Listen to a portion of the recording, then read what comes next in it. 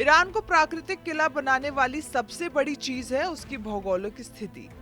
Zagros पर्वत श्रृंखला जो 3000 से 4000 मीटर ऊंची है, इराक और तुर्की की सीमा पर एक मजबूत दीवार की तरह खड़ी है।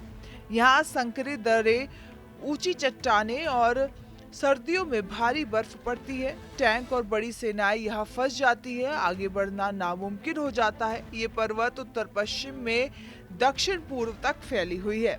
ईरान इराक युद्ध में इसकी सेना इन्हीं दर्रों में फंस गई थी और भारी नुकसान उठाना पड़ा। एक्सपर्ट्स कहते हैं कि जमीनी हमला करने वाली कोई भी ताकत यहाँ रुक जाएगी, क्योंकि मौसम और इलाका दोनों दुश्मन बन जाते हैं।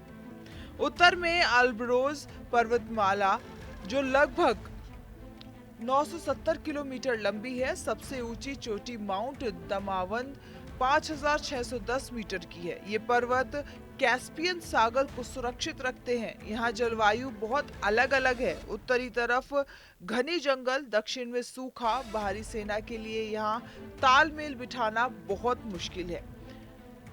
खुजिस्तान में दलदली मैदान भी दक्षिण पश्चिम में बाधा बनते हैं, जहां ईरान के 80% तेल क्षेत्र है।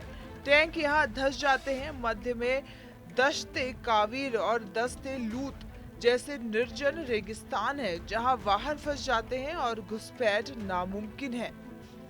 ईरान का 80% इलाका पहाड़, रेगिस्तान और सुरंगों से भरा है। यहाँ सैन्य ठिकाने विकेंद्रीकृत है, मतलब बमबारी से सब कुछ खत्म नहीं होता।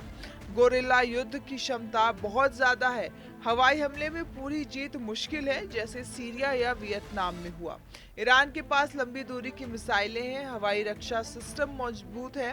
पिछले साल कतर में अमेरिकी बेस पर हमला इसका सबूत है।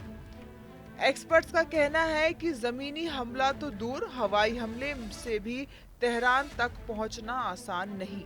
ऐतिहासिक रूप से देखें तो सिकंदर और मंगोलों ने ईरान पर कब्जा किया था, लेकिन आधुनिक युद्ध में भूगोल बहुत बड़ा फैक्टर है। ईरान इराक युद्ध में 8 साल चले युद्ध में इराक आगे नहीं बढ़ पाया। अब मौजूदा तनाव में इजराइल, ईरान या अमेरिका के साथ ये पहाड़ियां और रेगिस्तान ईरान को बड़ा फायदा देते हैं। जमीनी आक्रमण लगभग असंभव है और हवाई हमले से भी पूरा कंट्रोल नहीं मिलता। क्या खामेनेई की सेना को यही प्राकृतिक किला बचाएगा? ये तो समय बताएगा। ईरान को लेकर बढ़ते वैश्विक तनाव के बीच उसकी भौगोलिक बनावट एक बड़ी सुरक्षा ढाल बनकर सामने आ रही है। ईरान चारों तरफ से जाग्रोस और अल्बरोज जैसी ऊंची पर्वतमालाओं से घिरा हुआ है, जो किसी भी विदेशी हमलों को बेहद मुश्किल बना देती है। विशेषज्ञों के मुताबिक ईरान के रेगिस्तानी और दुर्गम इलाके भी दुश्मनों के लिए बड़ी चुनौती है। हवाई हमले भले ही संभव हो, लेकिन जमीनी कार्रवाई के लिए ईरान आसान लक्ष्य नहीं है। इतिहास गवाह है कि ईरान की भौगोलिक संरचना ने कई बार बाहरी आक्रमणों को रोका है। यही वजह है कि मौजूदा हालात में भी ईरान को पूरी तरह घेर पाना आसान नहीं माना जा रहा। मैं ईशा, कैमरामैन प्रेम के साथ TV 100 नोएडा।